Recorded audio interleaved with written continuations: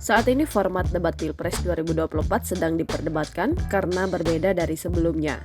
Pada format debat Pilpres 2024, kandidat cawapres tak sendiri tapi didampingi juga capres. Hal ini memicu spekulasi beragam. Ada dugaan karena ada kontestan cawapres yang tak pede maju sendirian. Ada dugaan pula sentuhan tangan penguasa membuat KPU RI mengubah format debat tersebut. Pengamat politik sekaligus Direktur Lingkar Madani Indonesia, Ray Rangkuti, akhirnya turut bicara.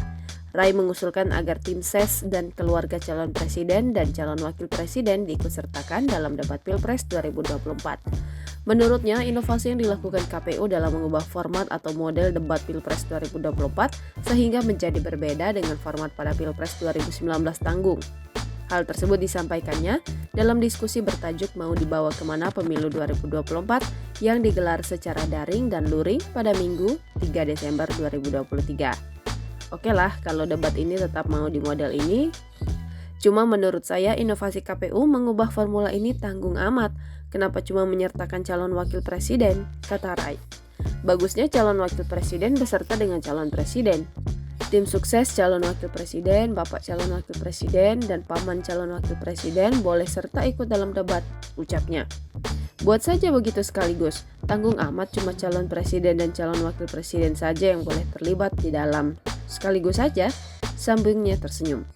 Namun demikian ia mendorong agar format atau model debat Pilpres 2024 dikembalikan ke model yang sebelumnya dilakukan pada Pilpres 2019.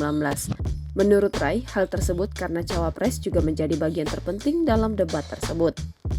Kalau KPU beralasan supaya ketahuan ini, keserasian antara calon presiden dan wakil presiden, justru format dipisah itu juga memperlihatkan itu, katanya.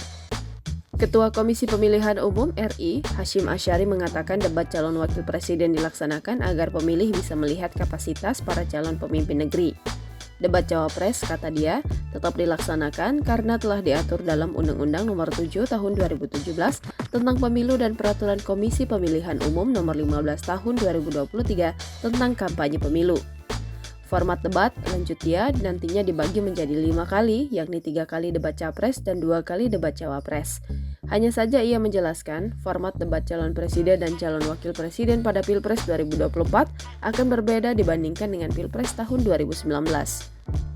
Ia mengatakan perbedaannya adalah pada tahun ini, format debat capres-cawapres masing-masing pasangan hadir tidak terpisah agar publik dapat melihat kerjasama di antara mereka dalam 5 kali debat tersebut. KPU, kata dia, juga memberikan proporsi waktu yang berbeda kepada capres dan cawapres untuk berbicara.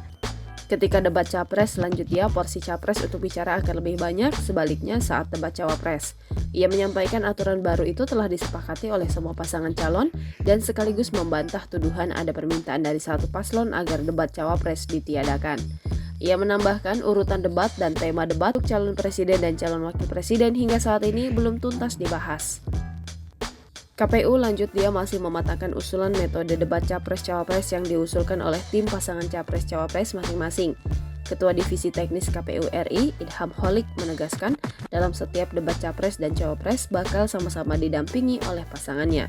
Menurutnya, lanjut dia, aturan baru ini tidak melanggar perundang-undangan pemilu.